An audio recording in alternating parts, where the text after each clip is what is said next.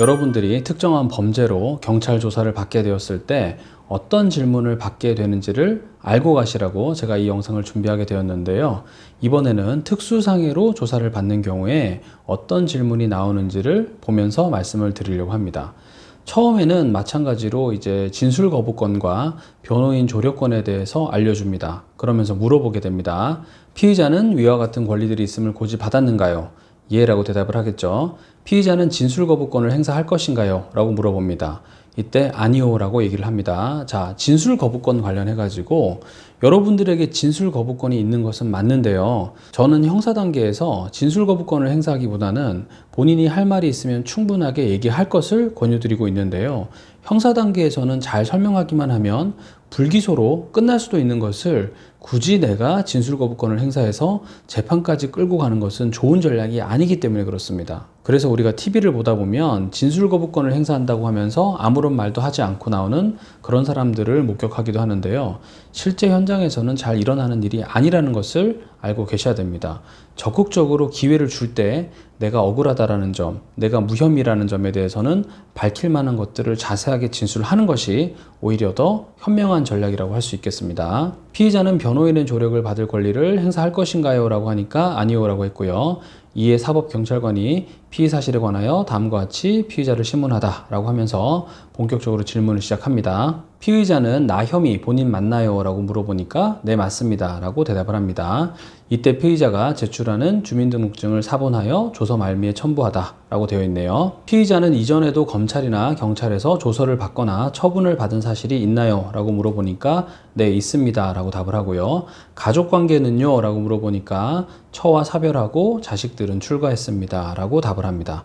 종교는 무엇입니까? 라고 물어보니까 무교입니다 라고 대답을 합니다. 건강상태는요? 라고 물어보니까 고혈압, 당뇨 등이 있는데 돈이 없어서 약을 먹지 못하고 있습니다 라고 얘기를 합니다. 사회 경력은요? 라고 물어보니까 간단하게 무슨 일을 했는지를 얘기하고요. 최종 학력은요? 라고 얘기를 했더니 중학교를 졸업하였습니다 라고 대답을 합니다.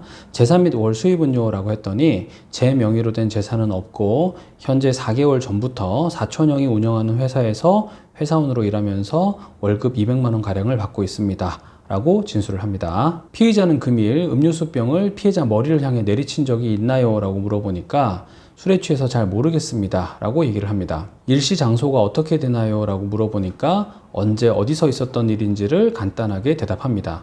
당시 상황에 대해서 구체적으로 진술하세요 라고 얘기를 하니까 오늘 언제쯤에 어디를 들렸는데 거기서 옆자리 손님과 어떤 식으로 시비가 붙었는지 얘기를 하게 됩니다.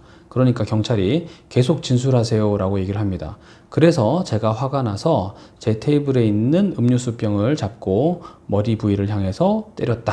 그래서 피가 났다라는 식으로 진술을 합니다.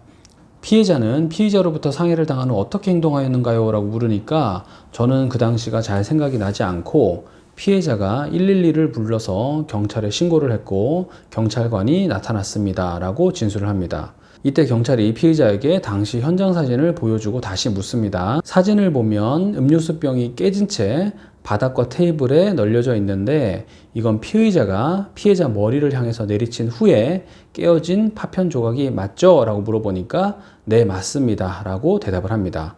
합의를 하였는가요? 라고 했더니 피해자가 병원에 갔기 때문에 현재는 하지 않았는데 나중에 생각해 보겠습니다 라고 대답을 합니다. 참고로 더 할 말이 있나요? 라고 물어보니까 제가 잘못한 부분은 처벌을 받겠습니다 라고 얘기를 하고 경찰이 마지막으로 이상 진술이 사실인가요? 라고 물었더니 예 라고 대답을 했습니다. 자, 이런 식으로 마지막에 조서를 작성하고 나면 본인이 진술한 대로 잘 기재되어 있는지를 한 번 더 확인하라고 기회를 주게 되고 이때는 내가 말한 대로 적혀 있는지를 반드시 확인한 다음에 문제가 없는 경우에만 기명하시고 손도장 등을 찍으시는 게 필요할 것입니다.